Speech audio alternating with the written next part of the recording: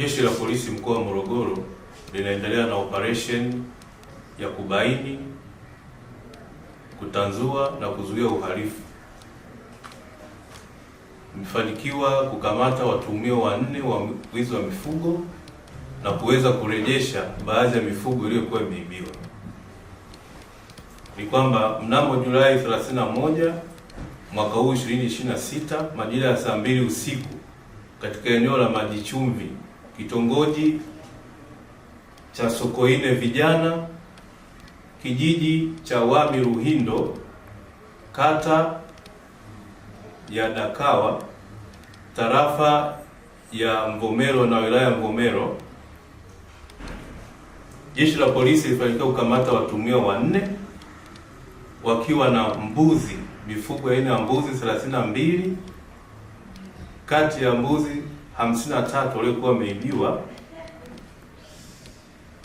mnamo Julai 4 mwaka huu 2026 majira ya usiku katika kijiji cha Kimambila, kata ya Rubungo, tarafa ya Mlali, wilaya ya Mvomero, katika zizi la bwana mmoja alijulikana jina la Majaliwa John Gombo mwenye umri wa miaka 48 ambaye ni mkazi wa kijiji cha Kimambila na pia ni mkazi wa Dar es Salaam. Upelelezi wa kesi unaendelea na mara utakapokamilika watuhumiwa hawa watafikishwa mahakamani. Kwa wazo wa Athmani Rajabu, natokea Kobe. Tarehe 24 majira ya saa 9 tulivamiwa pale kambini kwetu tunapofuga mbuzi. Tuliibiwa mbuzi. Baada tulipigwa kwanza, baadaye tukakalishwa, wengine akawa wamechukua wale mbuzi tukawa wanaondoka nao.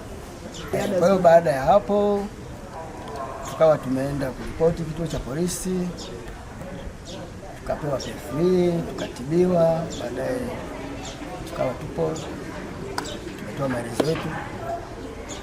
Jeshi la Polisi limetusaidia sawa, na leo naweza nikasema nimefurahi kwa kuwa nimeambiwa bwana, njoo kituoni, mbuzi wako wamepatikana.